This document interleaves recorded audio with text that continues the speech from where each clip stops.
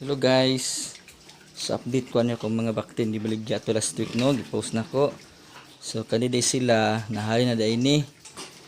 Wala giday gitugot sa Ginoo nga ako ni panglabay kay actually ko pangluod ani, abi na ko di mahalin. Bitaw. Nahalin ni siya. So nanay nakapalit ani. So salamat kayo kay Anapi Boris no.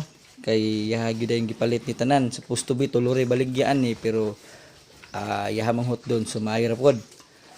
So pasensya og salamat po dahil sa mga nag-comment dito nga regarding ani, pasensya kayo kay nabalibaran gyud mo nako no.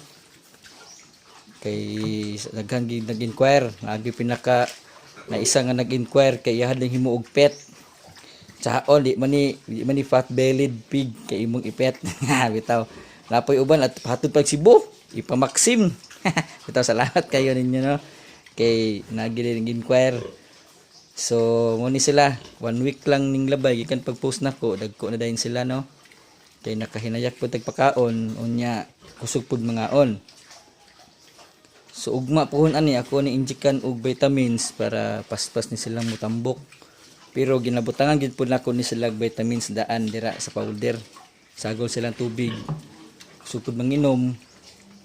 So mo ni dayon ugma pohon ako ang injekan ning ako ang baktin dere ugma sila ay gatapok kay salmon so ugma pohon ko ani silang injekan og vitamins ika 21 days nila i-advance na lang nako nig inject para mas juicy pag ni sila gayo paspas pud ako ni sila ugma pohon injekan ako ano pud ining na kapon na iron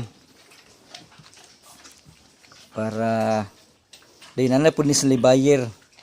Hopefully ang mga buyer po dili kabalibad. Kung mabalibad ang buyer, daghan kayo mosunod ani. So kanitanan rag sold na siguro ni sila na ay isa ka buyer nako pulo daw ka book yung paliton. Na isa ka buyer tulo duha. So igo-igo gyud wa gyud mahabilin sa buwa siguro ani. Muni sila tanan. Wala nga prabuyag na. Gusto ito guys. Ano sila. So hopefully ani nila. Dagko ni paspas sa sila pagdako.